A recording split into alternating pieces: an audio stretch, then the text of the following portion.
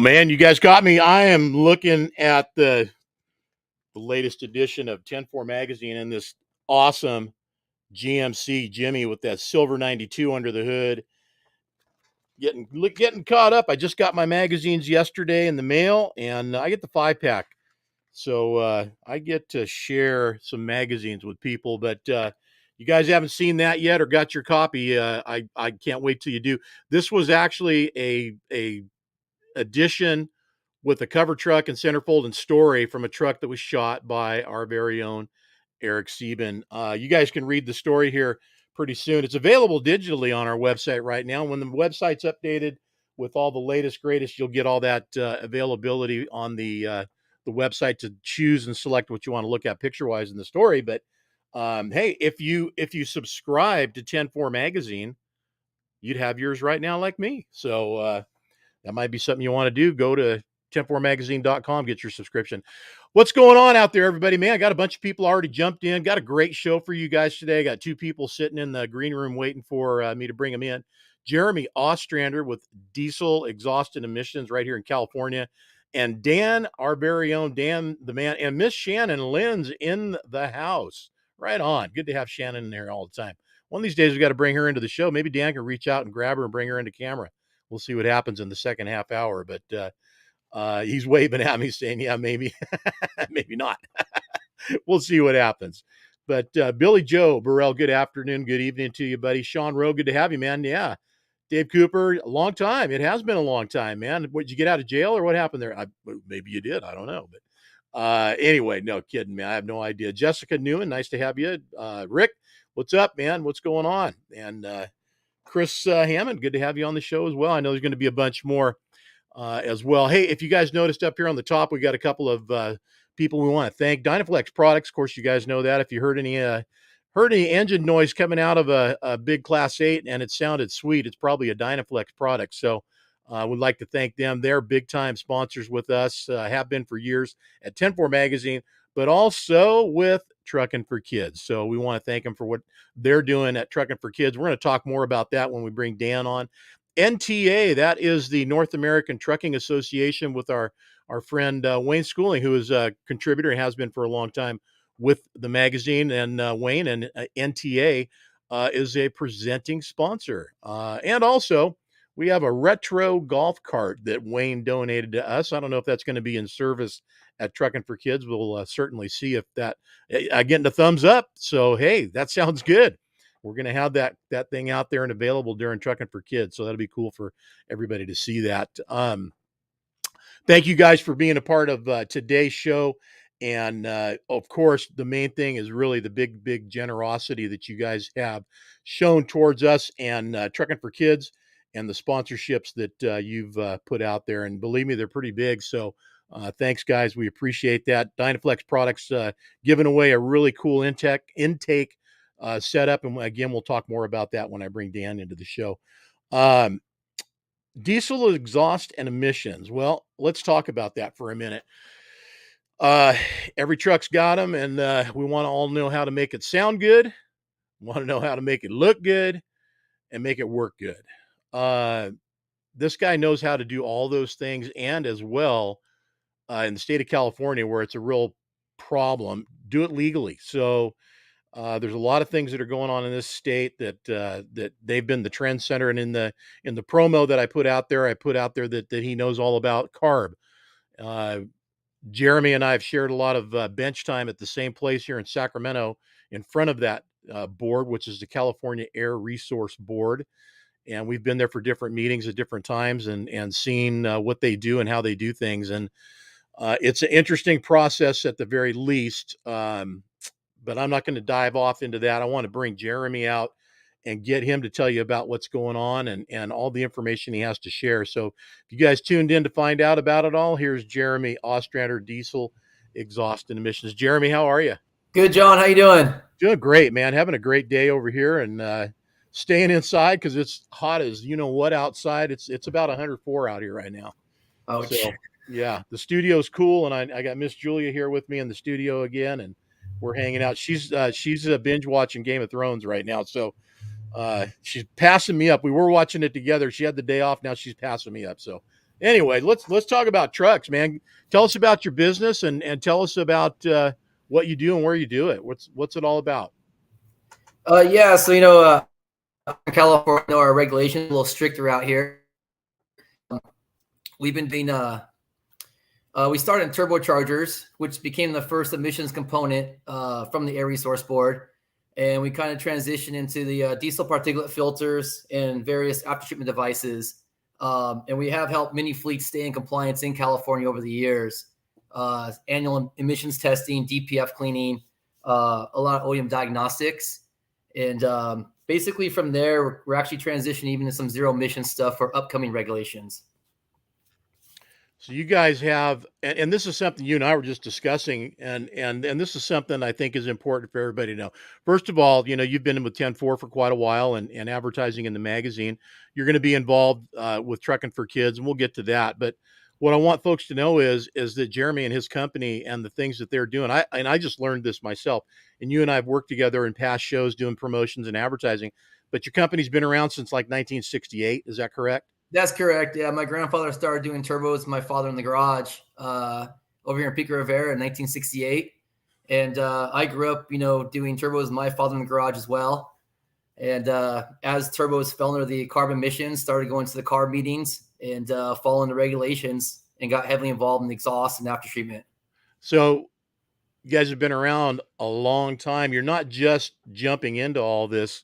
You're kind of in the midst of it since it's been thrown at us to conform and do what these guys are telling us all to do, no matter we like it or not. And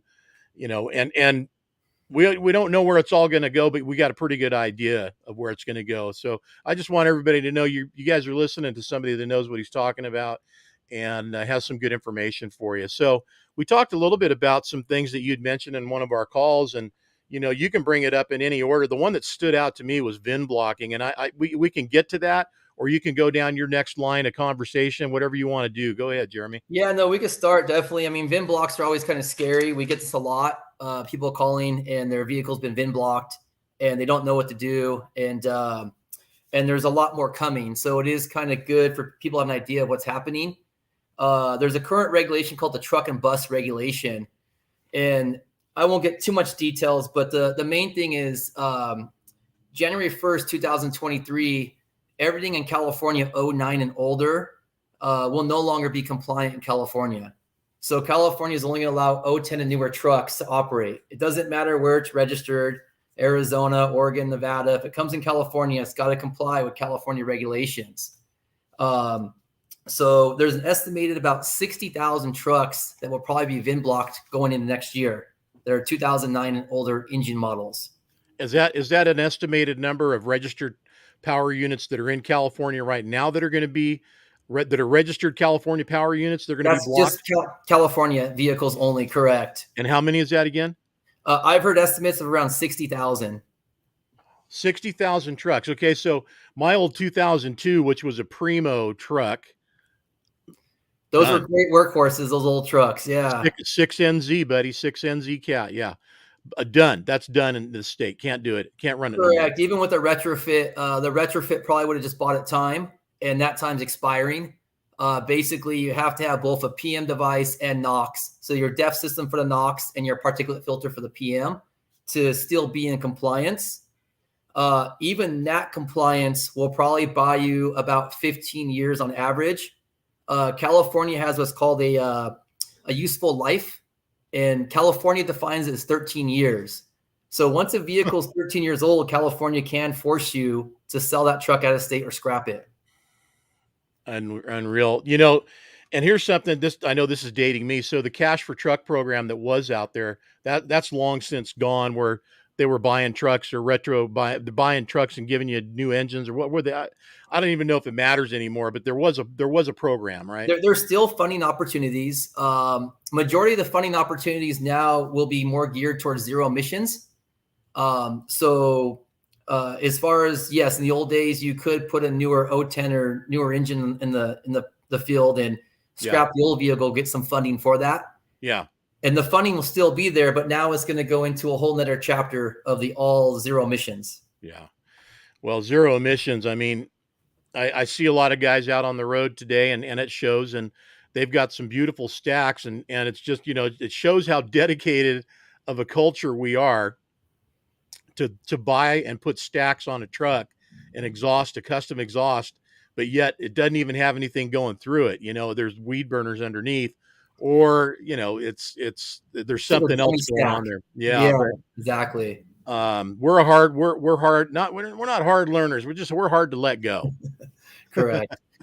So and what I also now look, I'm all about, doing what's good for the environment. I'm not sitting here, throwing trash out the window and diesel on the ground. I never did. And I was always pretty conscientious about what I did in my environment so that wouldn't leave a mess behind me for the next guy. But, man, I got to ask, maybe you got the answer to this. Are we, what we doing? Is it really that bad? I mean, compared to, you know, cow farts and volcanoes and I mean, come on, what about all this other stuff that's out there, man? I mean, tell me about it. Yeah, as far as what I kind of watch with the Air Resource Board, I think they're just focused on the 7 gases that get put in the air, and what they define as the most harmful being particulate matter Yep. And NOx, which has NO2, which is a known carcinogenic. Yep. So they are cancer-causing agents.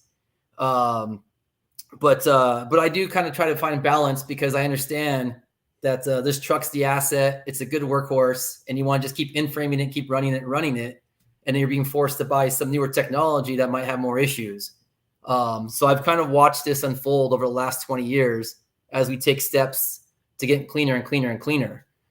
I just usually kind of follow the regulations and tell people what they are so they don't get blindsided and all of a sudden find out their truck is downed. You know what, man? I'll tell you, I don't know if this falls into your category or if this is somebody, I'm getting emails from this guy and maybe he's watching on the show or somehow or another. But his question is, in all of our years of experience, has anybody ever defined for you the meaning of diesel fuel lubricity beyond just the words? He's looked high and low and from here to there to even a technical definition by anybody, and I have found nothing. That's a great question. And you know what? Here's the stupid thing for me is I actually had that answer years ago, but I can't remember the ABC of it. Or put another way, outside of the ultra low sulfur diesel fuel excuse, do you know what causes diesel fuel to have poor lubricity? So, what is casual mechanism? What is a casual mechanism in the fuel that is causing the diesel fuel poor lubricity problem? So this is all part of the process. I mean, this goes a little deeper inside than what you're doing, but do you have anything for that? I think anytime you're involved in a combustible engine, there's a burn and there's an air fuel mixture, Right. and obviously you're always trying to get the cleanest burn you can, which is Right. why turbochargers became the first emissions component because you were pushing 35% more air to get a better air fuel burn mixture, which puts a cleaner output. I think what they've kind of got to a point of was after doing the EGR, after doing variable geometry turbos with electric actuators, after throwing all these things to make the engine burn cleaner and cleaner, they still have output in the tailpipe. So then they started putting traps, particulate filters. Right. So I'm not a chemist. I can't talk about how dirty the lubrication is going through the burn, but I will know there's an air fill mixture involved in that. Sure. But the way we define it from the carb standpoint, when I watch what they're doing, is they're just basically reading how many grams per brake horsepower of soot is coming out the tailpipe. Yep. And that's where you have your standard snap opacity test, emissions test going on. Yeah, they're measuring what's coming out the pipe. They got the sniffer that goes in there and tells exactly. you your opacity. Yeah. And that's the ultimate thing is what's coming out of your tailpipe. I've got somebody in here in the show that asked a question, and his question is, this is Wesley Staton. Hey, Wesley, how you doing, by the way?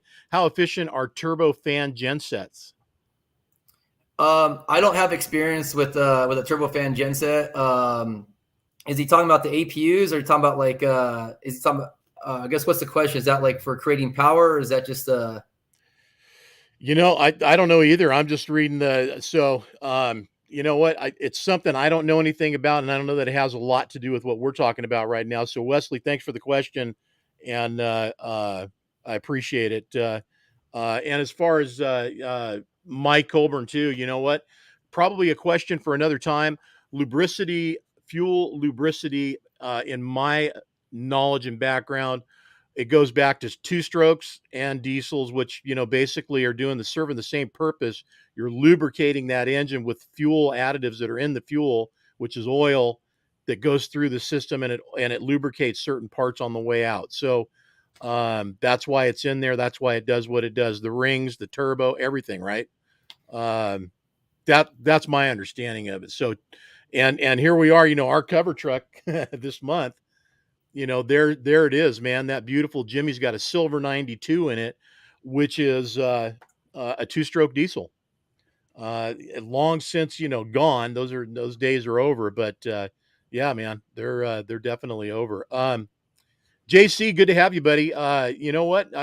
You're saying he missed Eric at the show. You missed me too, man. I wasn't there either in Rantoul, but we're going to be talking about Rantoul in the second half hour here. So we'll get to that too. Um, Jeremy, I mean, there's so many pieces, parts, and things going on in this industry that regulate the Class 8s and what we're going to be able to do, what we can do. Guys coming into the state, and this I'm going to jump back to the VIN blocking. Once a truck out of state comes in and it doesn't meet requirements in this state, that will forever be in the system in California, and they'll know that truck, as soon as it goes through a weigh station, entry point or something, they'll know it's not allowed in here. What happens if that truck's loaded with perishables, animals? I mean, what are we doing? Yeah, once they classify an out-of-state truck as a high polluter, it is locked in the system. And the next time the truck tries to make entry in California, the Highway Patrol and Air Resource Board will turn the truck away and not allow it in the state. You'll probably start seeing that happen as soon as the end of next year and going into 2024. Well, and that's why I asked the question, because the way you worded it, they'll see the truck, they'll recognize the truck, register it, whatever process is going to happen that particular day when it gets, recognized or becomes discovered. It gets turned around. Is somebody going to follow him back across state line? Or, how's that going to, I mean, okay, see a driver, be sure and don't stop anywhere on your way. Go back home to where you came from. I mean, yeah, I guess Air Resource Board setting up perimeters now on each major highway coming across the border. So if you're coming across 10, 15, or 40, wherever you're hitting across, there will be a station there. 80, 50, whatever. You got a bunch of them. Yeah. Yeah. So what they're building is called a perk bar. It's an actual bar that you'll drive under, and it will read your emissions as you drive under, and it will know a live scan of how clean or dirty your vehicle is. As you drive under this thing. So just like the readers that they have out there on the road right now, before you come into a weigh station, they're going to have those measuring. They're going to be as you drive sniffer. It's going to tell them. That's correct. It's called a perk bar, a PERP bar, perk bar. Yeah, it's just so much for hanging a wheel to try to lose weight. What do you do there? There's nothing to do. So now if a guy's got weed burners and nothing coming out the top, I guess there's no way for him to read it, and it's okay, right? Yeah, I mean, if you find a way to bypass it somehow, they will. I mean, look, we're magic people. If you get caught with a bypass, that's not good. But if you find a way, and again, you have to have an 010 or newer truck. So 09 and older will automatically not be allowed in California. You want to make sure you have minimal DEF system on your truck. Which kind of brings up another point. What I would say, if one major point I want to get across to all truckers in California right now is a lot of people don't understand the regulation that's happening. And starting next year, they're going to get VIN blocked. And there are a lot of manufacturer delays right now. And everybody's going to be panicking to get newer trucks and find out they can't get them because they're not available. So what I would tell California truckers is if you have a 09 or older engine you're running, September 1st is a major date. You want to make sure you put a purchase order in for an 010 or newer vehicle prior to September 1st, which we're basically here at the end of the month. And if you get a purchase order prior to September 1st, and then we can email that VIN number to the Air Resource Board, we can protect the old truck to keep it compliant until that new truck arrives. Because it could take 2 to 4 years to get a new truck right now. And if you wait till after September 1st and you get VIN blocked in January, February, your truck is down. You can't run it. And you go to order a new truck and you have to wait a year or two. You can't run your business. So if you get your order in right now before September 1st for a newer truck and you have an agreement in place, then we want to get that VIN number of the carb right away and say, hey, this agreement for this new truck is protecting this existing VIN. Do not VIN block it. Wow. All right. You know what, Jeremy, I'm going to tell you what I'm going to say. Repeat that again. I got it, but I say that's worth repeating again, and break it down to the simplest of terms for these guys, because I'll tell you, anybody listening right now that heard that's probably going, what?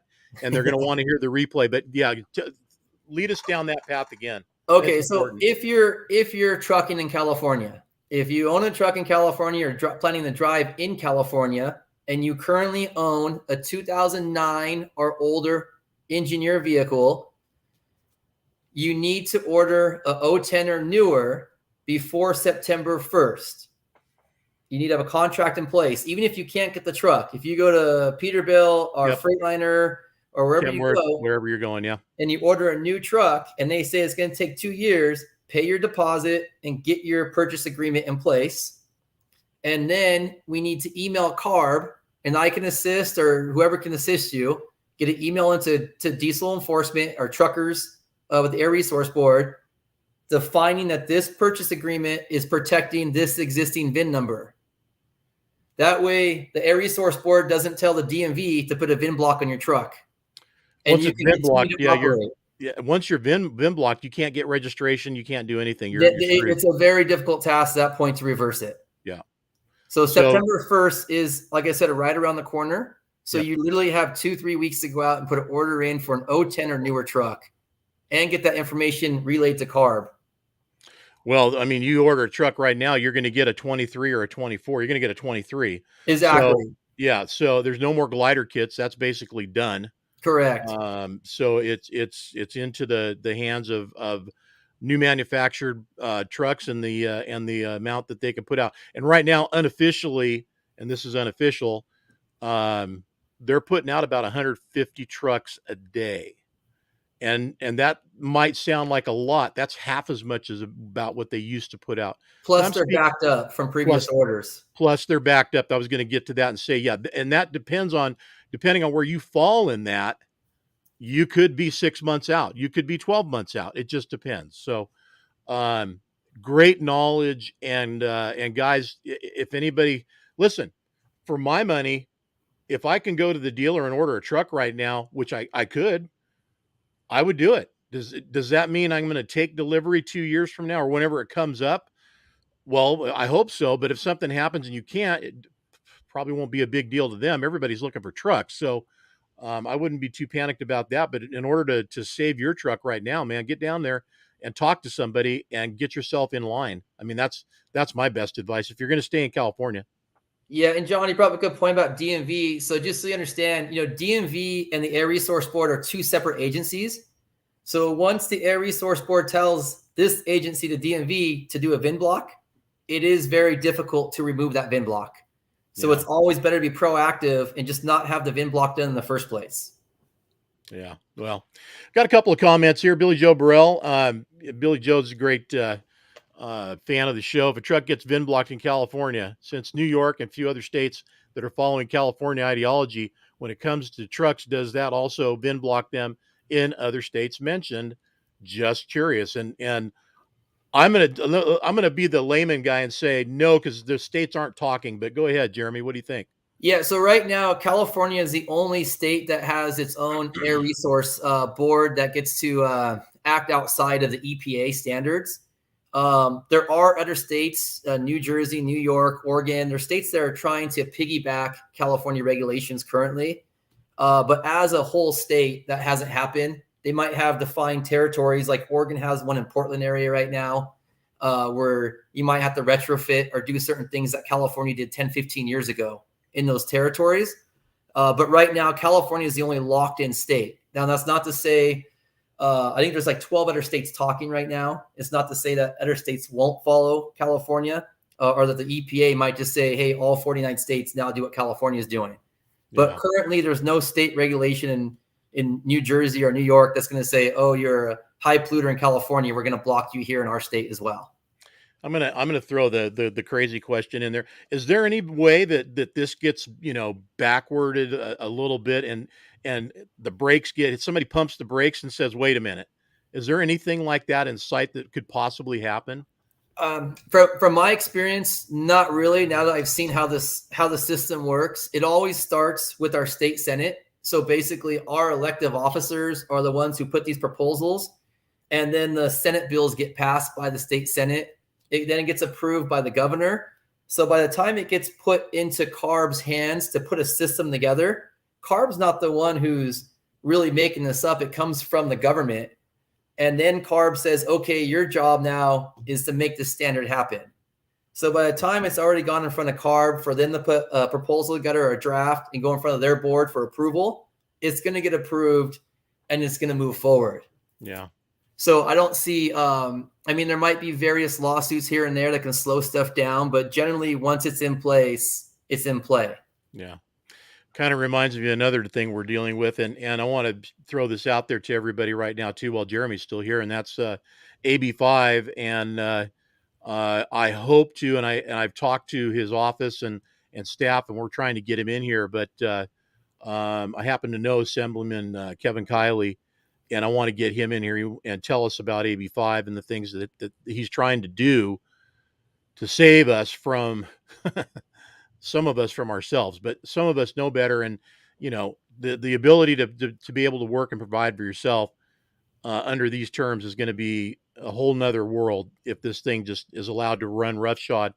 And right now it is. So anyway, at a later date, we're hoping to get Kevin Kiley, Assemblyman Kiley, in here, who is incidentally running for Congress now, but still our local congressman. So, and who knows, we'll maybe have you back, Jeramy, on that one too. You guys might be able to have a little bit of question and answer in there as well, or at least on the show, and be able to throw some stuff out there. But Conrad Shada, I've never seen you on the show before, but welcome. A little op-ed here. With all due respect, you ever seen a state that wants to cut off their own food and distribution supply? It is just unbelievable. Well, welcome to California. We do things a little different. We slap ourselves around and make ourselves hurt. And all seriousness, kidding aside, seriously, I mean, how many other things in this state have happened that we just shake our heads? I mean, the gas tax, and I just got this in the mail, and this is suspending the gas tax for California. This came from Assemblyman Kiley, sent over to me, and there's a lot of stuff that happens here, guys, and this is not just my opinion. This is the reality of it. If you don't read the voter pamphlet, you know what? There's some stuff that's going to happen, and you're going to shake your head. Why did that happen? Because some of these bills are so poorly written on purpose to drive you the direction that they want you to go, and it's not a direction you want to go. Just like the gas tax, when they put that out there to be voted on, no meant yes, right? I mean, it was a complete, bait and switch. And anyway, be responsible voters, guys, and vote, but be responsible. Read your pamphlets, get the information, know what you're voting on, and maybe even some of this stuff that we're talking about right now, where we're at with it right now, we're not going to go back anywhere probably on any of it, but at least going forward, maybe we can have some say so as to what it does and how it happens. Yeah, just a quick on this AB5, Billy Joe brings up a great point.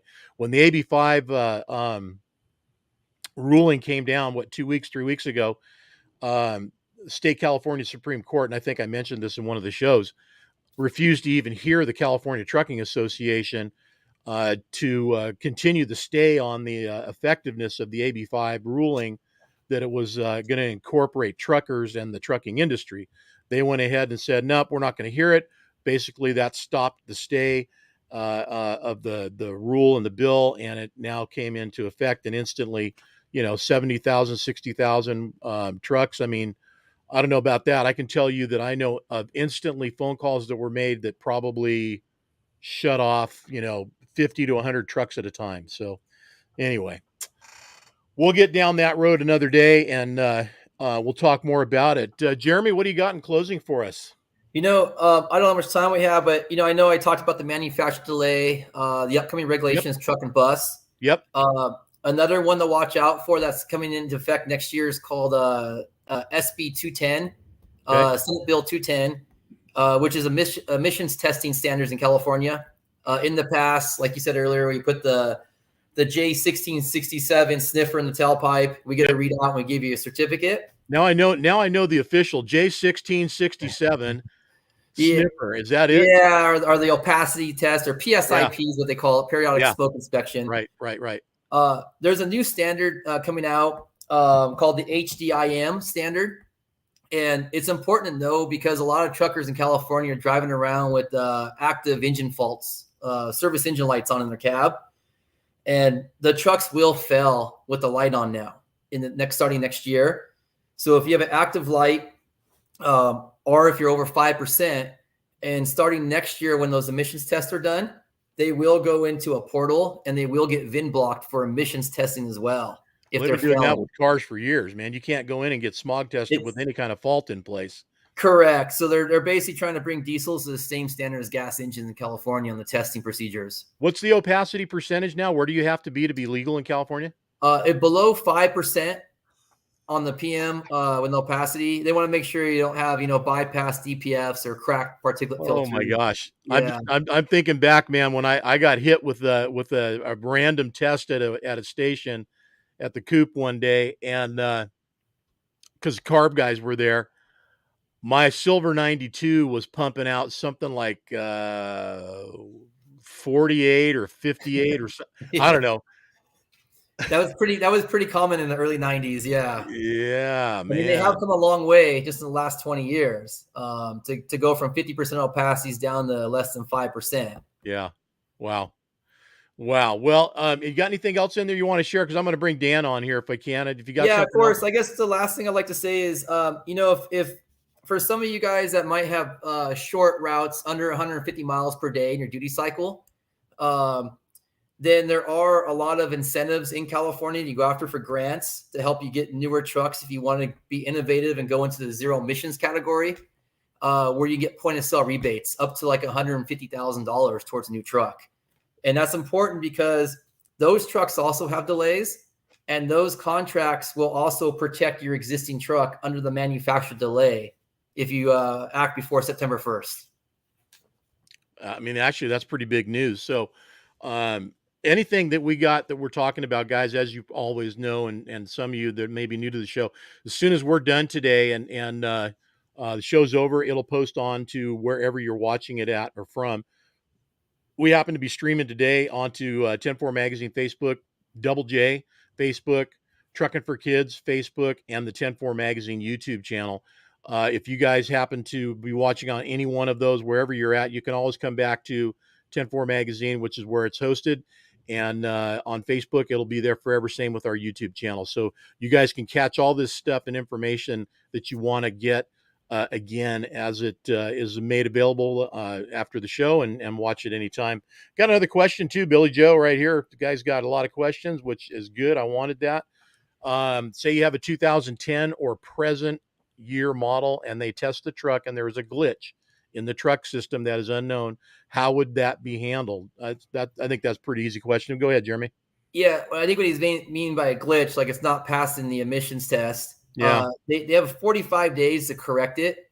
So whatever issue there is, you have to actually take it in the shop, have them plug in, do some OEM diagnostics, and determine, why is there an active fault? Is it got a cracked DPF? Does it have a intake leak, a bad actuator, turbocharger? A number of issues. And then once that's corrected, then they have a 45-day period to correct it and retest. Yeah. Here's a great question that, we just took it right off the road and put it out on the tracks and into the water. Trains and ships. Yep. Yeah. And those are actually hot topics as well. In California, every engine will fall under a regulation. There's engines that fall under trash truck regulations, public agency regulations. For most of the people on this show, they're under the truck and bus regulation. There's currently a regulation being drafted for ships, a maritime regulation. And there is also a regulation for trains coming up, and they basically are they might have different timelines of when they go after stuff. So some might be before others, but they're all getting hit one way or another. Yeah. Generators, off road, on road, everything is going to fall under a regulation.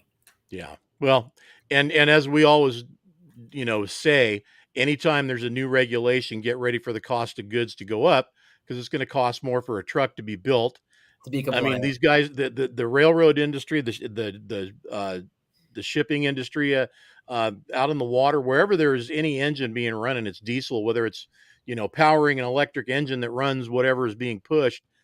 Um, get ready, man. Just get ready. I just can't even imagine I wonder what those guys are pumping out too, just comparable to anything else that's out there. What's a ship, a big container ship pushing out, or a train pushing out when it's rolling, Got to be Yeah, huge there's a lot amounts, of man. a lot of Huge amounts. horsepower. So Yeah, there's a lot going on there. correct. Hey, Jeramy, thanks for everything. I want to also share this real quick, guys, before I let Jeramy go. Be sure and check him out over on dieselexhaust.com. You can look at all the different services that they have available. It's a great website with a lot of information on it. Definitely the Class 8 information that you're looking for.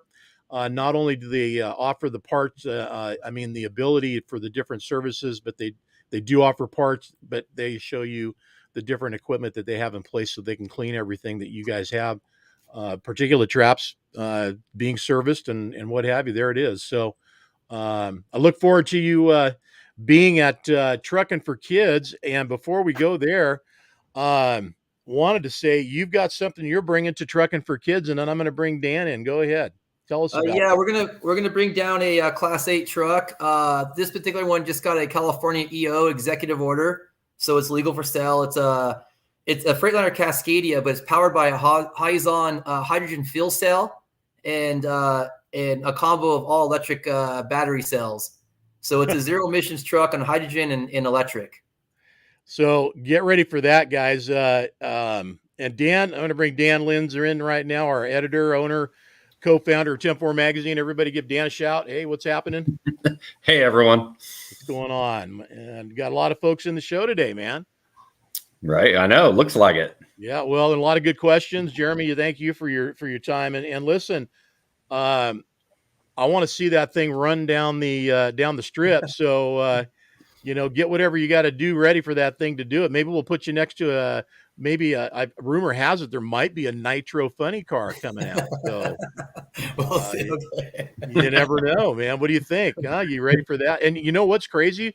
They're running all electric dragsters right now as a exhibition deal. NHRA is so. Yeah, sometimes you think of zero emissions as just being eco-friendly, but there is a lot of performance involved in these things as well. They do have a lot of torque and a lot of power.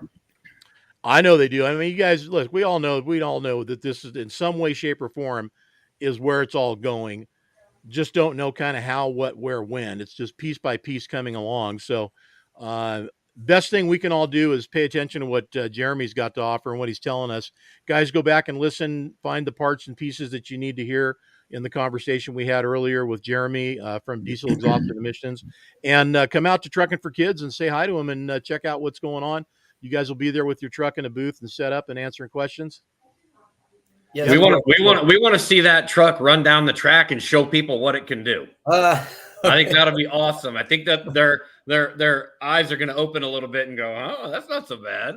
Okay, well, we'll be there. So if you have any questions, I'm happy to answer. All right, Jeramy, All right, thanks a lot, Thank man. you so much. We'll see you September 11th at Truckin For Kids in Irwindale. Okay. Perfect. Happy to be there. All right. Take care. Thanks, buddy. Bye-bye. All right, guys. Jeramy there from Diesel Exhaust and Emissions. And wow. Everybody that tuned in and had questions, man, thank you guys. What a great show today. And I am stoked that you guys brought your questions with you to talk to him because he's full of knowledge and information, and it's a great opportunity to talk to guys like that. They're not around every day for us to get free info and what's going on in our world like that. So, Dan the man, what's happening? Just working our butts off, doing a lot of TFK stuff. Just got back from a big trip and trying to catch up. And before we get started, I got to give a shout out to my daughter, who just graduated from college, who's also turning 22 today. Whoa, So happy birthday, Paige. Paige. And Happy birthday, everybody. I hope Happy you're birthday to behaving. Paige. Well, that's awesome, man. That's awesome. How old is she going to be? 22. Geez, you're old, man. That's my baby. What are you talking about? That's my youngest. You're Still, right. you're old. You think this came from sun damage? Yeah, you got Or a is little this on your face? Yeah, well, nobody said I was getting any younger either. Hey, Billy Joe, yeah, the electric dragster, buddy. He's making a comment here. Yeah, you know what? I'm with Billy Joe on this, and that's that. I don't care how fast an electric motor goes down the road, man. I want to feel and hear, and that's my era, my culture. We want to do it that way. Now, I guess what is it going to be like? How quiet can we go down the road going fast? I don't know, man. It's a whole day, or like some of the manufacturers they put engine sound systems in the cars so that these cars would have more of a feel and more of a sound to them. I don't know if they're doing that It's a anymore. different deal for sure. I know my my sister has a Tesla, and she let me drive it once, and I'm going to tell you, it's pretty darn impressive. It's not Yeah. noisy. It's very quiet. Yeah. But boy, I'll tell you, that'll put you back in the seat in a hurry and then stop just as fast. Yeah. I love it when they pass me on the highway and and I'm not doing slow, man. I'm running 80 miles an well, legal. Anybody watching out there? I'm just telling you, everybody passes, me if I let them because people the speed limit is just a joke these days. Everybody goes however fast they want to go. But when I see an electric car go by me, I'm like, okay, let's go, and my thoughts are if the guy's passing me, I'm hoping he weeds the CHP out ahead of me because then I don't have to worry about it. But yeah, some of those guys, man, they like to get on it, especially when they come on an on ramp to get on the freeway and just mash it down and go. And they go, they do. They They do. do. So Jack Rabbit Anderson got a comment there for Dan. Dan is rocking the chrome hair. Yes, he is. Hey, what do you? This is sandy blonde. Yeah. Come on, man. Yeah, this is buddy. California here. This is sandy blonde. Okay, if you say so. Oh, I just wanted to get something set up for us over here, and I'll bring it over when we're ready to go.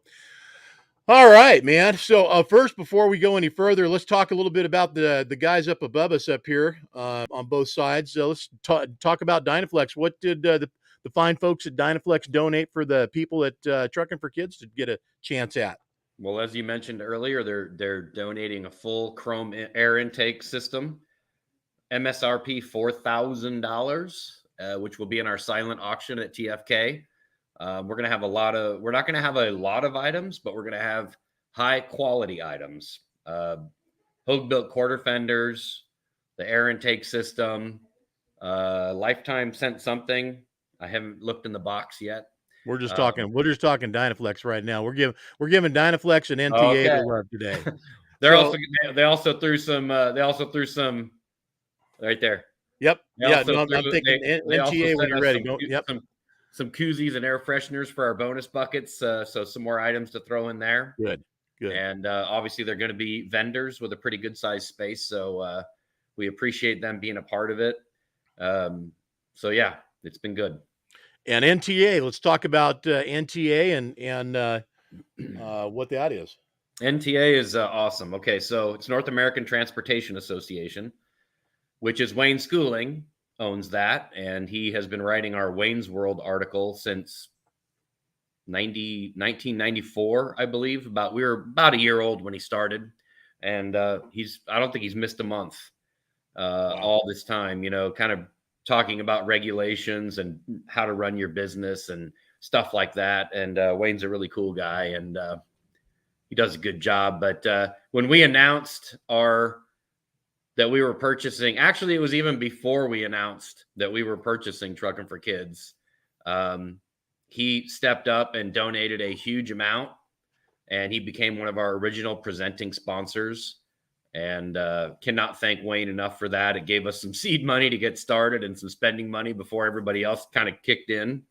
Yeah, which is important. You don't realize it, but if you're planning a show 6, 7, 8 months in advance, Nobody's buying gate tickets 6-8 months in advance. You're probably not even selling sponsorships. So There's a reason they call them a nonprofit. yes, well, ours for sure. Yeah. But Wayne also donated, like you mentioned earlier. Also, he donated a really cool golf cart from the 60s. It's an old GE Westinghouse golf cart. It has a very unique character about it, and it is currently being refurbished by Botello Custom Trucks. And I gave some loose parameters about what we wanted it to be, and I think he's running with it, and he's going to surprise us at TFK. It's supposed to be done, and that's where it's going to be making its debut. If not, he's going to rent me a cart, he told me. But that's the plan, that it'll be there. It'll be retrofitted with a Tesla motor, and I'll be running it down the 8th mile, or what? Well, it will be. It is electric, so I mean, I don't know. I don't know either. I have no idea. Well, so thanks again, both Dynaflex and NTA guys. Appreciate you jumping in there and doing what you're doing for Truckin For Kids. And again, you know what, guys, believe me, this is all about generating more funds for Truckin For Kids, and we'll talk more about that as we go through our show today and get focused on some things that you've been up to, man. You just kind of got back into town, right? We did, and I will say, I was just a little birdie told me my daughter's watching now. So again, happy birthday! Have a great day. I hope you're behaving. Oh, I doubt it. But she's being a voyeur. She's not commenting or anything. She's watching from up above. No, she's on the phone with mom. Okay. All right. Anyway, happy birthday, Paigey. Happy birthday, Paige. We just spent, we called it our flyover state summer tour. So we were 10 days in the Midwest, and we did 2 different truck shows, one in Nebraska, one in Illinois, and we bookended those 2, some photo shoots in between. So our first stop was the Midwest Classic in Oakland, Nebraska. Never been to Nebraska, I have to say. So I thought this picture kind of said it all. I mean, they're the Swedish capital of Nebraska. Apparently, the early settlers there were Swedish, so the whole town kind of has a Swedish influence. It's Did you feel confused when it was Oakland? You got off and you were in Oakland and thought you didn't leave California? I think there's an Oakland in every state, is what I'm realizing. Okay, good. But that show is at the Burt County Fairgrounds out there, which is about an hour north of Omaha, and we had a really good time. It was a little warm. It was about 100 degrees with about an 80 or 90% humidity on the day of the show, Saturday. Yeah, apparently not enough humidity to keep the grass green, but it was it must have been hot. Look at that. Pretty awful. It was pretty awful. So here's Where's Waldo? Jake Bass. You never know where he's going to show up. I mean, here we are. I mean, we're in the middle of nowhere. I mean, this show, Oakland is a tiny little town in the middle of nowhere. And we show up, and I don't know who I'm going to know there. And Jake's there. So he kind of shows up at these little shows. It just happens. He's running through town and finds out there's a show, and he goes. So we had a good time hanging with him and chatting with him. He's a character as always. And Jake is a character, that guy. And you know what? That truck just keeps getting funner and finer. I mean, he's really gone crazy on the lights on that thing, and it's looking sweet. So keep it going, Jake. Funny that you would mention that, because I did not send you a sneak peek of the light shot, but I have one, and it is pretty awesome. They're all glass, and you get that starburst look from the glass, and I got a pretty cool shot of that. Those are all the old watermelon lenses. Well, you know what? I didn't see yours, but I did see one Jake threw out there. I don't know if it was from this. I think it was from Top Gun. So probably was, but he wasn't at Top Gun. He wasn't at Top Gun. I mean Nebraska. I'm sorry, Nebraska. Sorry. Yeah. This was a cool little unit that everybody was talking about that was from California. So it was kind of a big deal. I'm not sure who owns it or who owned it before. It sort of had a Lowry look about it with that blue. It does, yeah. So I don't know if they had a truck with scallops like that, but you can look at that thing and it's got that California cool look. It was standing tall in Nebraska for sure. Well, I'll tell you, if it was a 2-axle, everybody would have known for sure. They'd be like, hey, right? Yeah. Nice truck. So this was probably one of my favorites at the show. This was owned by a company called Anthony Brothers or something. They called them the Anthony Boys. They had a whole line of like liquid tankers or bottom dumps or something, I forget. But obviously big in the local area. And yeah, this thing was just, I mean, look at it. It's just, I like brown and I like cab overs. I mean, you kind of can't go wrong with that. I got lots of great pictures of this one. COE, baby. Nice looking truck. Definitely cool. Yep. Yeah, nice looking truck. So there's a night shot. So that's kind of an interesting truck and trailer. That's I think it's a 79 A model owned by a guy named wow, what is his name? Taylor. His name's Taylor. I met him at the Wheel Jam last year, and I took some pictures of his truck, and he came up to me and he was all talking about his trailer he had just bought, and it's the trailer you see hooked here. Mm-hmm. You wouldn't recognize it in this night shot, but that trailer was owned by Mike Daniels, who's from Washington, who was on our cover back in August 2016, and also who pulled it with an A model. It was cream with a maroon frame. And I guess Mike finally retired it completely, and he sold the trailer to this guy. And just a young kid, he and his friend Tanner, I think was his name, and Travis, and two young guys with cool old trucks, just really keeping it old school. And A models, man, you can't go wrong. Right. So that's just a stainless dry box. It's a 42-foot 79 Great Dane.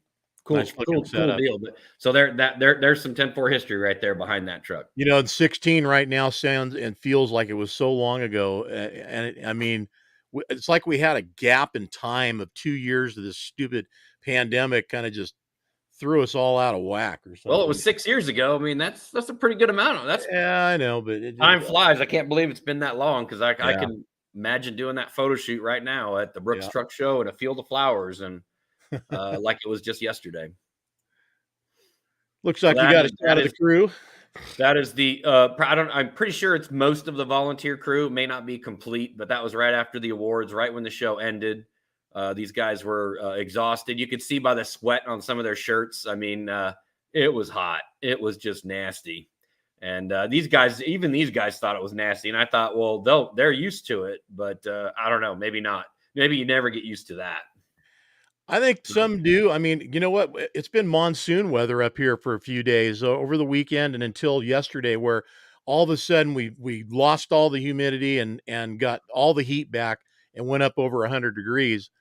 But I don't mind the humidity so much, but damn it, I don't know, man. That time we were in Dallas, you know, I don't know how many years ago it was. We walked out of the show. I swear it hit me, about knocked me over. It was the hottest and most humid I'd ever been in anywhere. And it was Dallas, Texas. I'd say that day, Saturday in Nebraska, was the hottest, most humid, most uncomfortable. I've been in Dallas at the GAT show in August. Thankfully, most of the time we're inside the show there. So the only time we experience the misery is when we walk out of the hotel and get in the car, or from the car to the show. Yeah. But having to be out all day in that, it was pretty miserable. So I got to thank part of the crew there. You know, Brock and Trevor and Tyler Vanderswag put that show together along with their crew.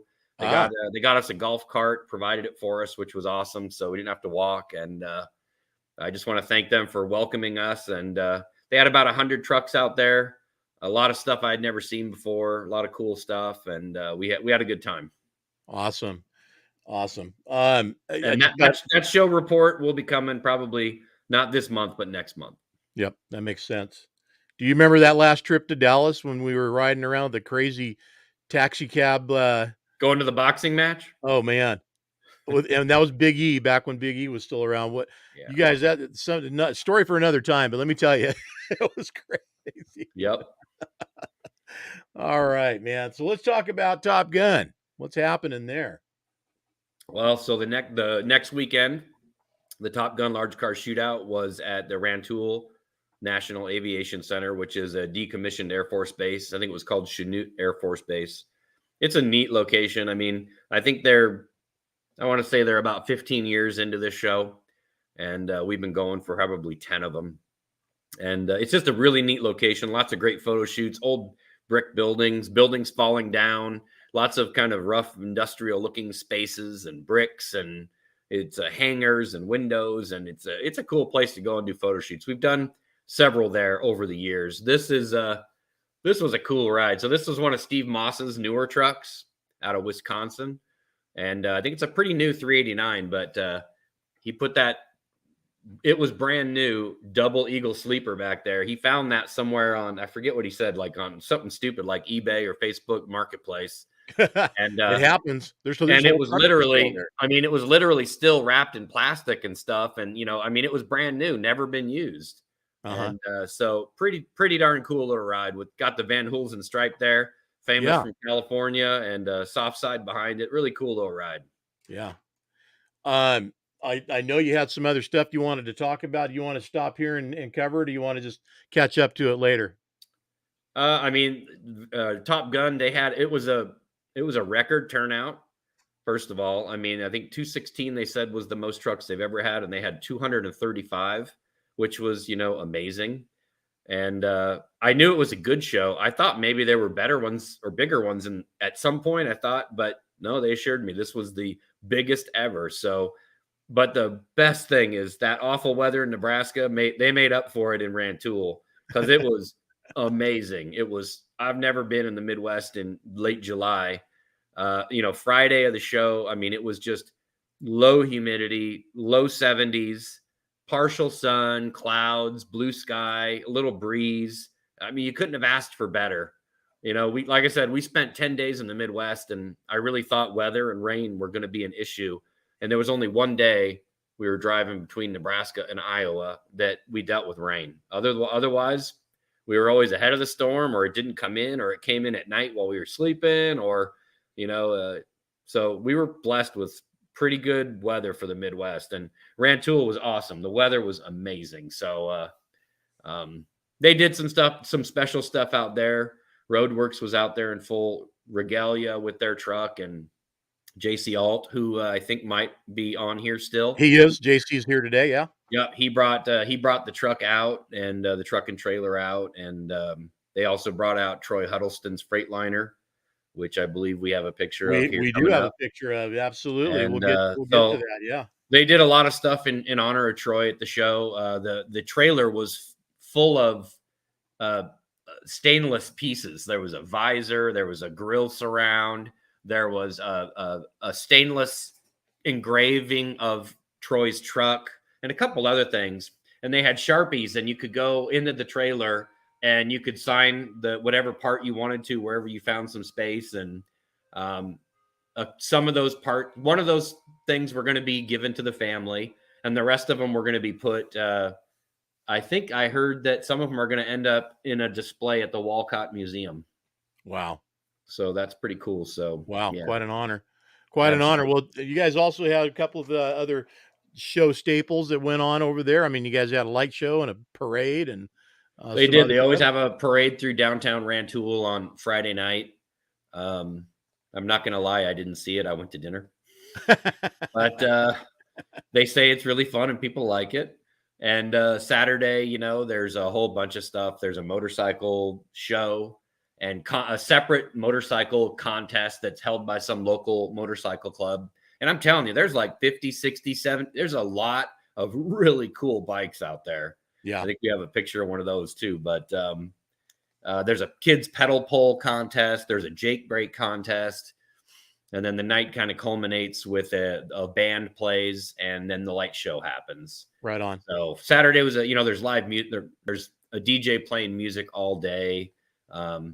It was just a really relaxed, good vibe. We were there. Sounds like a party to me.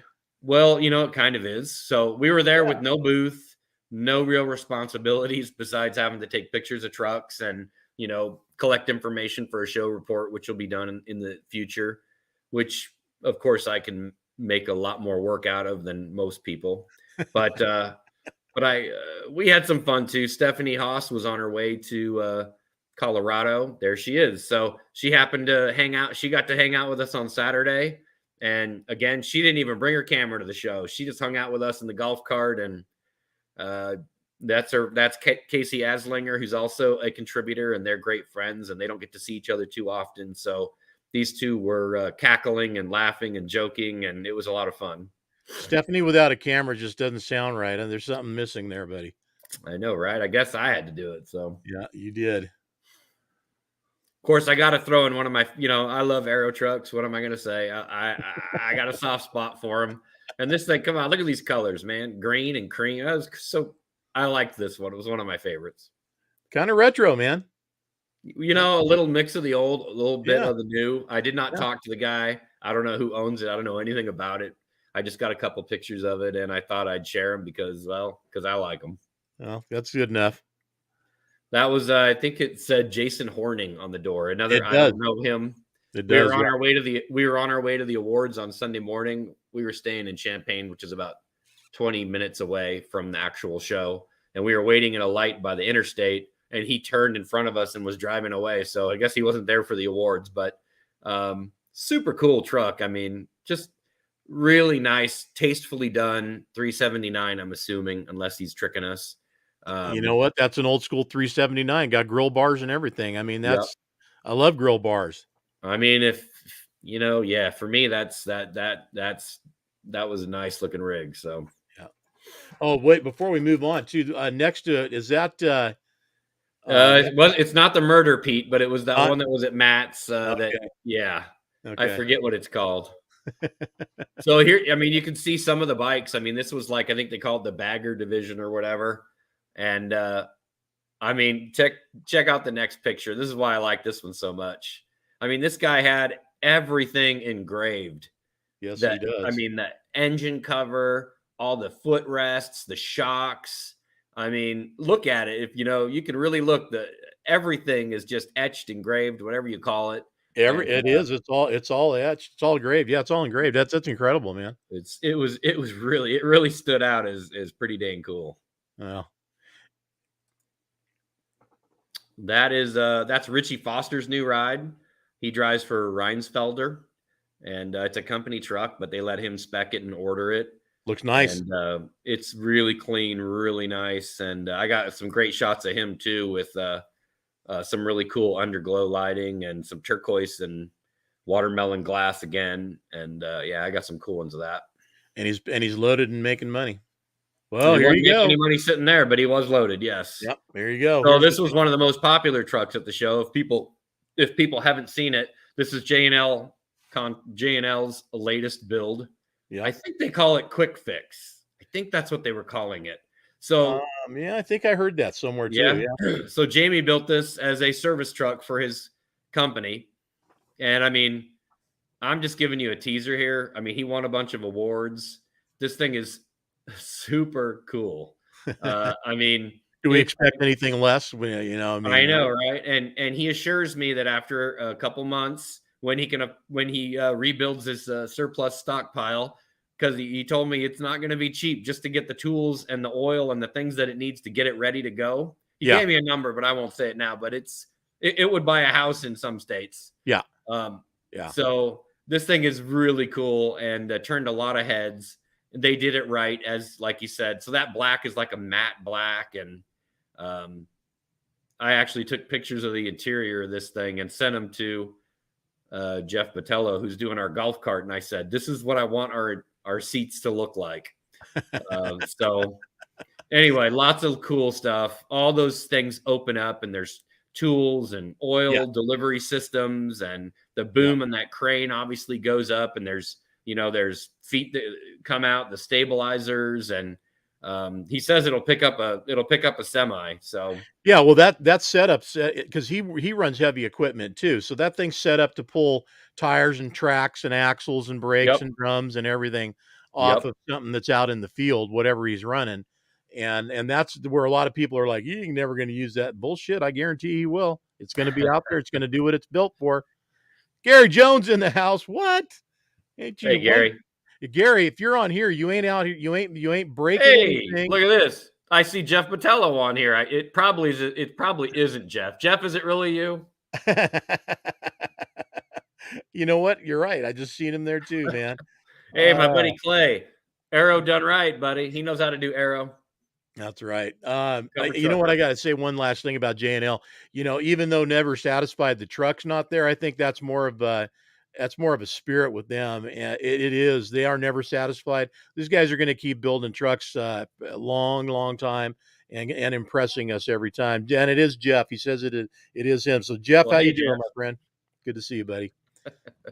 I'm proud of you. You got on the computer and you're doing this. I mean, I'm proud I'm here, but for you to be here, that's a big step, Jeff. Hey man, we're doing good. Obviously, this is Troy Huddleston's Freightliner. They brought it out and put his name on the door, and they had it parked next to the Roadworks truck. And everybody, you know, there was a few different people that were honored that have passed in the last year, or you know, even in the case of Tom Reitz, who started the show, who passed a couple years ago. Yep, I remember that. Literally, when the show was starting, he literally passed. It opened at 9:00 on Saturday morning, and he passed at 8:58 or something. And so that was kind of a weird year for sure. But anyway, they honored a lot of people that passed. That young guy Cam that was mentioned at Matt's that died in his early 20s, had a heart condition of sorts. Had a heart condition, yeah.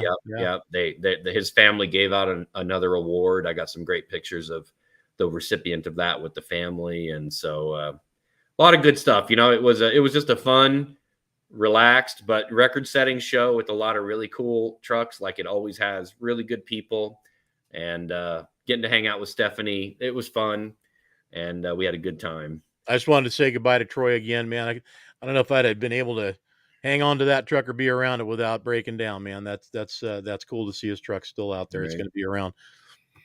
This is I think it's called Dabney Trucking. They've always got a pretty cool bottle set up there, and I'm guessing this is their latest one. And it was just a really neat. It's kind of hard to tell in the night shot, but it was kind of like this ice blue or ice gray. Looks good to me, man. It's a beautiful looking ride. I think the last one he had was white with orange and black. So this one sort of had this sort of ice blue, ice gray kind of color. And I kind of captured a nice night shot of it there. I was pretty proud of. So I thought I'll share that. So yeah, he's picking up some purple off of somebody somewhere, and it looks really good on that truck.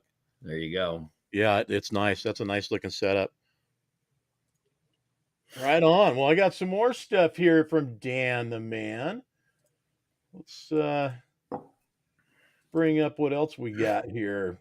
Well, first of all, so we got upcoming shows and different things that are going to be happening. Let me get into those first. No blue. No Botello blue. Oh, events. Here we go. We know where we're going. So if you guys want to find out anything that's going on and that we know about, this is as up to date as we are. Of course, the most up to date stuff with anything that you want to find out about truck show wise, go to 10-4 Magazine's Facebook page and look at the calendars that are populated there on the Facebook page. You guys will be able to see that and kind of keep track of what's going on. Well, right now we're at the August 5th and 6th weekend and upcoming shows that are coming up. Run them down for us, Dan. What do you want to talk about? Well, you know, not that we had it on the list, but, you know, semi-casual, that's happening this weekend, I believe, at Bristol in Tennessee. I was just talking with Dynaflex before the show, and they're on their way to Tennessee. And oh, yeah, you're going to the Semi-Crazy. So, yeah. You know, there's I think it's a newer show, this Franklin Grove Big Rig Show. Semi-casual is on there. You know that, right? Yeah. The Franklin Grove show, they actually advertised for a month or two in the magazine before. And our guy Eric's going to go check it out this Saturday. Just kind of go there and participate and see what it's all about. Cool. I don't think he's going to do any official coverage from there. We might do some social media posts and do some sharing, but just kind of check it out, see what it's all about. Support them. They supported us. We like to support people who support us. What do you got? We got the Great Salt Lake show coming up. Yep. Stephanie will be out there. That's the Kidney Camp truck show that Jeff England puts on. Mm-hmm. Always a great event at a beautiful location. And since Eric passed, he used to go to that every year, and that was kind of a special show to him.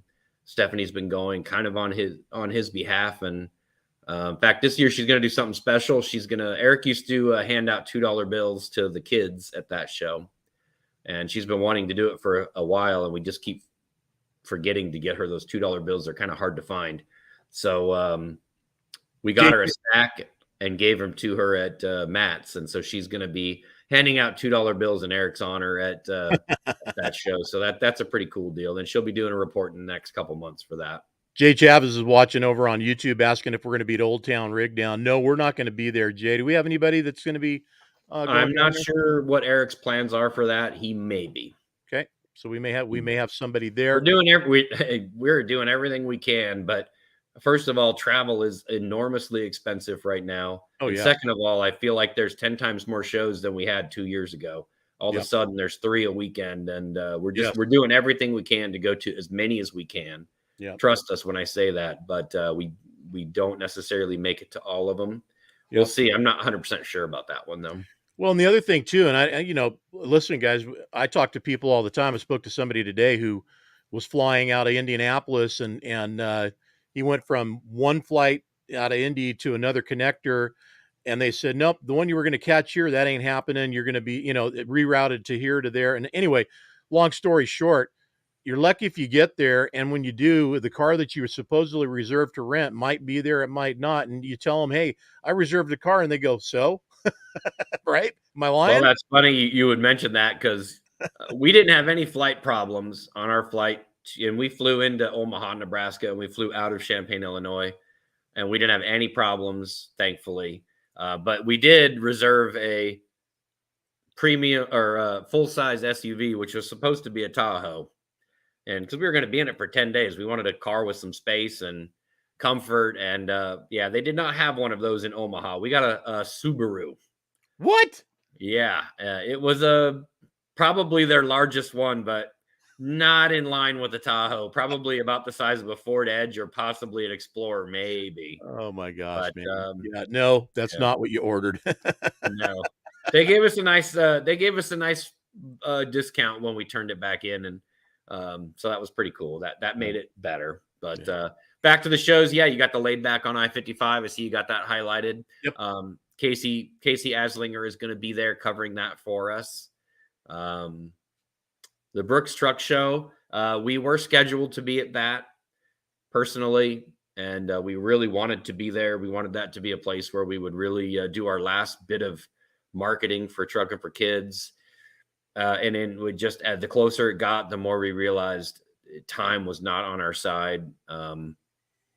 So I actually had to call. I called them today before the show because I didn't want them to hear it from me on the show that we can't be there. Yeah. There's just too much to do. Our show is, less than 2 weeks or 2 weeks after that one, and yeah, we just cannot be gone for 5 days. It just, so unfortunately, we will not be there. I'm sure it'll be a great show. If you're in that area, go to it. It's always a lot of fun. The Tin Truck Show, that's happening in Sauk Center, Minnesota.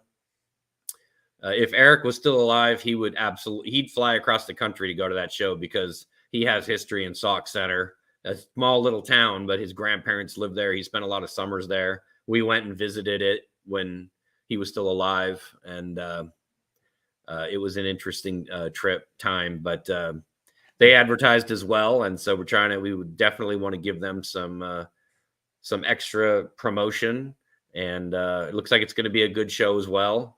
Eric is seriously considering. Okay, there you go. So There you go.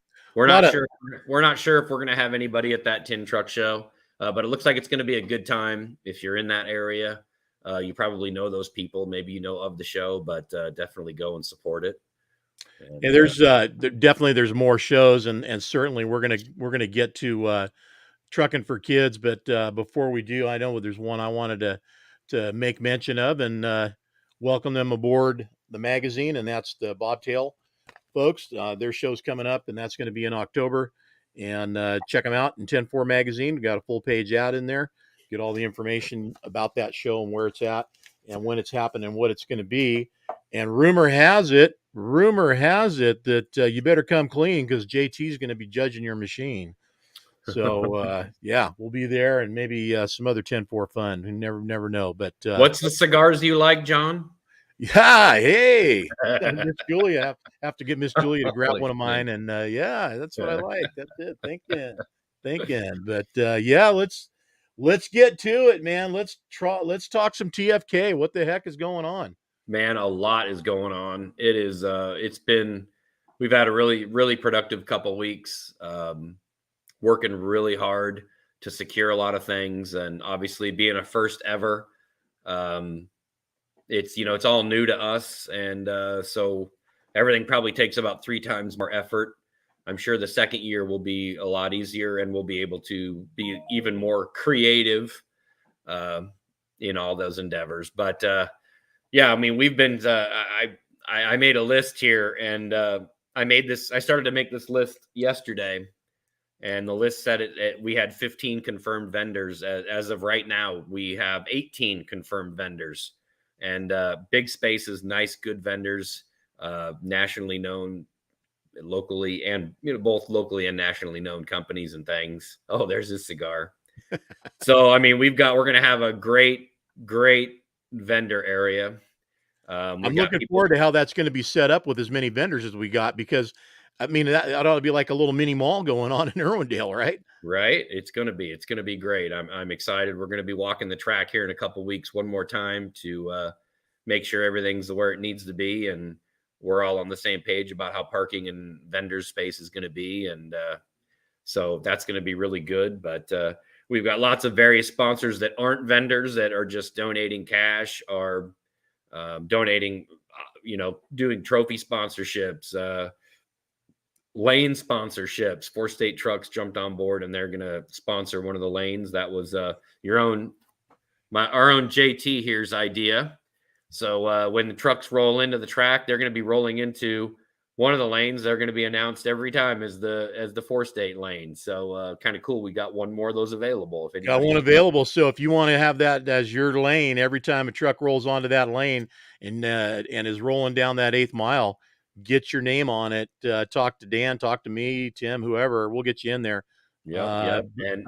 And we have the official Irwindale drag strip announcer that I guess is kind of famous. He's been doing it for, I don't know, a long time. The voice of Irwindale, right? Huh? The voice of Irwindale, yes, right? That's right. He's going to be announcing, calling our drags, and because he's not a truck guy, we need a color commentator in there. JT is going to be in the booth, right? Right there we go. Wait. There we go. Wait. No, so that JT is going to be up there in the the booth with him doing his color commentary. So it's going to be fun. We have a Boy Scout troop, a local Boy Scout troop, coming out to do our opening ceremonies and our flag presentation. We've got our tribute to first responders, which is going to start our drag event. And we're going to have all kinds of various emergency vehicles coming in and doing a slow roll down the track. And we're hoping that we get a rescue helicopter flyby, but we're not sure if we can get that to time it just right. It would be great if we can. We'll see. But never know. Yep. We also just finalized our artwork for the t-shirts, which nobody has seen. JT's got a picture of that. You want me to bring it up right now? Let's do it. I think it turned out awesome. Drum roll, please. Bam. There you go. Look at that. So that's got the Super Drag Truck winner from last year, the Velasquez boys. And then it's got the best of show, which was CG Souza at the bottom. And yep. So we're pretty excited about that. It's going to be really cool. I think that's a great thing to be excited about. That's a great looking shirt, man. I can't wait to be wearing one. I haven't had one in a while, so it's I'm ready. I'm due. We also have a lot. We've also got tons of great stuff, like we'd mentioned earlier, for our silent auction. We're not looking for quantity on that auction. We're looking for quality. So if you guys want some good stuff, I'm not going to name it all now. I mentioned some stuff earlier. Billet lug nut covers from Roll On. We're going to have a couple sets of those. Those make great paperweights too if you don't have a truck. So they do. They do. Speaking from experience. Yes, sir. So or shot glasses. Right now, there's so many moving parts to this thing. I mean, we just designed our dash plaques and cut Rockwood loose. They're making our dash. Wait a minute. 2 things. You see Gary? Oh, Gary's in. Yep. But check this one out. I see that. All right. Look at that. Patello Custom Trucks lane. Boy, that's going to be a mouthful, but we can do it. Hey, we Patello can do it. All right. Patello Custom Trucks. I got it for you right now. We got There you go. whoever rolling up in the Botello Custom Trucks lane, going up against and we mention who our other lane sponsor is? Four State. Yes, we Four did. State Trucks. So yeah, buddy, right on. Look at that, Jeff Botello. Right on, man. Now Excellent. Thank you, Jeff. that made the show right there, buddy. There you go. Nice. So we got our trophies being made. My friend Mike Haran. Got to look at that shirt again. Keep talking. Let's look at that. There you go. Great looking shirt, man. You're blocking the NTA logo there with whatever you're at your little. Oh, am I down there at the? Oh yeah, down at the bottom right. Yeah, sorry Looks about like that. you're blocking something out you're not supposed to. Well, here. There you go. Is that better? Yeah. There you go. There we go. So our trophies are being designed right now. We kind of we've been working on how they're going to look and how they're going to be, and they're being made in conjunction by our friend Mike Haran and Carl at Rockwood. Mr. Mike Haran, he's got a one-way phone. You call him, but he never calls you back. That's the guy I know. I don't know about you, but I talked to him today. Sorry, bro. Haran, what's the deal? So there's a lot of good stuff going on. And is there a Truckin For Kids on the front and this is on the back? This is the back. Yeah. The front will have a Truckin For Kids logo, and it will say "Always a good time for a great cause." Oh, good. I can't wait. Good. Okay. Awesome. Yep. There was a couple other things in here too, just to get them so we don't forget about them. You want to throw those out there? Oh yeah. Okay. So we were talking about upcoming shows. This is more of a local Southern California show. Our friend Laura Machuca she owns a couple Spanish magazines in Southern California, and she has a show every July. In this case, it's August. It's August at Whittier Narrows Park in South El Monte. Kind of a job fair and a truck show, so wanted to give her a shout. There's an ad in the July issue with this, so there's a QR code there you can scan to register. Yep, cool. So that'll probably be a fun show. Check that out. And but that was not on our list because it was a late arrival. This is what the ad and the flyer looks like for the Franklin Grove show. Looks like the really great thing about this Franklin show is that proceeds go to Shriners. Yes. So that is our charity for Truckin For Kids. In fact, Tim and I are going to be going and visiting the Shriners Hospital here in about 2 weeks. So we're hoping to get a little bit of video, and we really want to see where the money goes. And so when we say it means something, well, we want it to mean something to us too, that we see where it goes. We see the quality, we meet the people, and Shriners is an amazing organization. Really excited to have them on board. They're going to be at the show in full force with a display and, all kinds of fun stuff. So I know we're going a little long here. We should we are going a little bit long, but that's okay. Shriners does a lot of stuff in a fun way. They got the guys that the motor brigade or whatever they call themselves, and they have like go-karts and stuff. And there's a bunch of different parts to Shriners, but ultimately it's all to benefit kids and helping kids get through their times of need. And we're excited to be a part of it and make happen what we're doing. So, and I'd like to say one thing, and that is, I mean, this is the hardest I've ever worked to not make a penny. And I want people to realize that this is a labor of love. It's to keep the show alive. We've been a part of this show for over 25 years, and we didn't want to see it go away. And I never wanted to run a truck show.